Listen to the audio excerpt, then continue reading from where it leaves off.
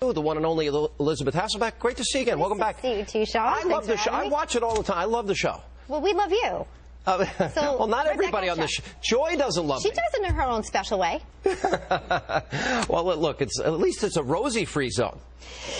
Sean, you're so bad. You're bad. But indeed it is. Let's start with Governor Palin. You said you watched the interview last night. I did. You did a great job with her. I was with you at that speech that you gave in Tampa for her. Yes.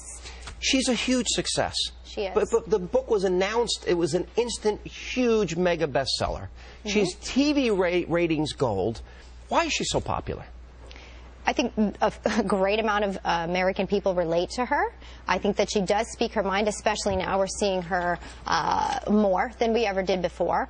You know, and in part due to her handling, I think, during the campaign. You know, I got an up-close look at what actually happened there that day that we were together. I got to ride on the bus with her between Tampa and Kissimmee, and I got to see right after I introduced her, you know, she went rogue there and discussed her wardrobe, and she mentioned the pin that I brought up in the speech.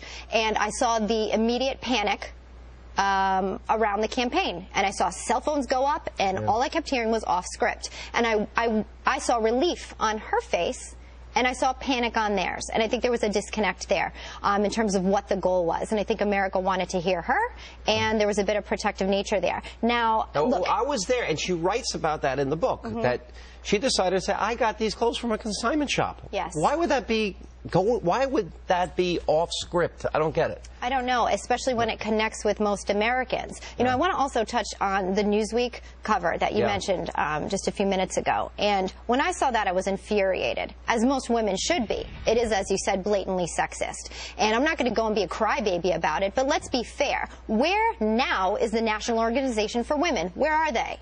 Where are they when a conservative woman is being reduced to that sort of cover when it comes to politics? They have said nothing, Sean. Absolutely nothing. Apparently they only want to represent women when they're liberals.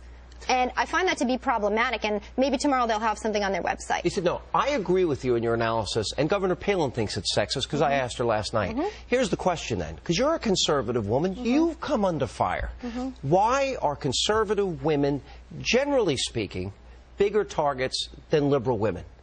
Well, I think that obviously the liberal media is out there and alive and in full effect in terms of defending them.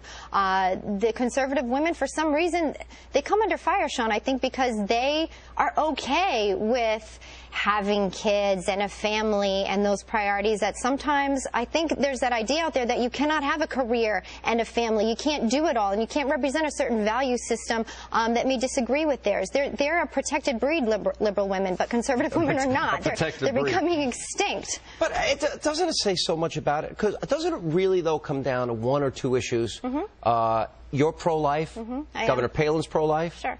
Issues of Second Amendment. Seems to come down to a really basic litmus test, whether women's groups will support you or not. It's amazing, too. You know, you look at Governor Palin and you see her carrying trig, yet she's the enemy. She chose to have a baby knowing full well he had Down syndrome. Chose to have him, yet let's destroy her. And live by her own standards. It makes no sense. And then you look at her book, and people are, you know, not even having read it, and I haven't gotten through it myself, having, you know, the kids and a few jobs.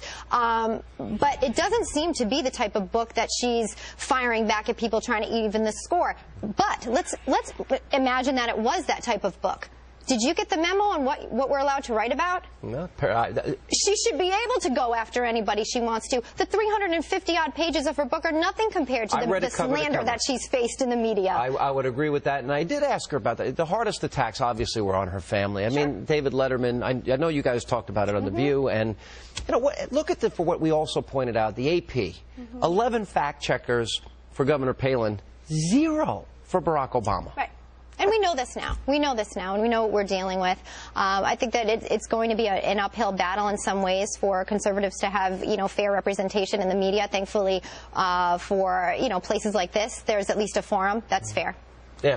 What do you think part of it is you have this elite mentality, not just in the media, but maybe in New York, in Hollywood, in Los Angeles.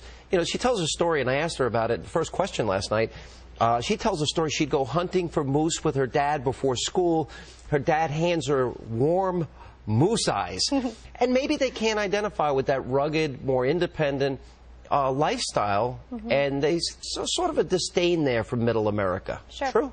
Well, from middle America? No, or for middle America. That's what I meant, for. Absolutely. I think that, sometimes, and I think there's a question in many people's mind. Do you want someone to be your leader who's like you, or who you want to be like? And I think that, that battle comes up, it did in the election.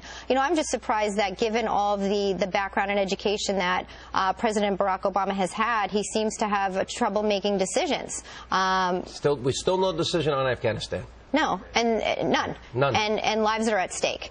I think that sometimes it doesn't take a Harvard education to make a good choice. And she's got principles. Maybe I'm putting you on the spot. Oh, gosh. Would she be your first choice for 2012? For the Republicans? I really can't. Or one of your top ones? I think she'd battle. I think she'd get in there. I have trouble getting behind someone right now. I do support her, and I think she's obviously someone to be feared. Look, she's not in current office right now. She's not running for anything. She's touring a book, yet people are still so afraid of her. And I think they know that if she's the person on the ticket, or she's behind the person on the ticket, that there is a force to be reckoned with there. All right. I thought during the campaign, when we come back, you're going to stay another segment with us.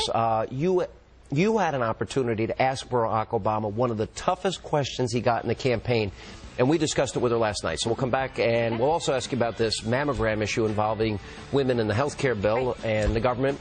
We have much more to talk about with Elisabeth Hasselbeck.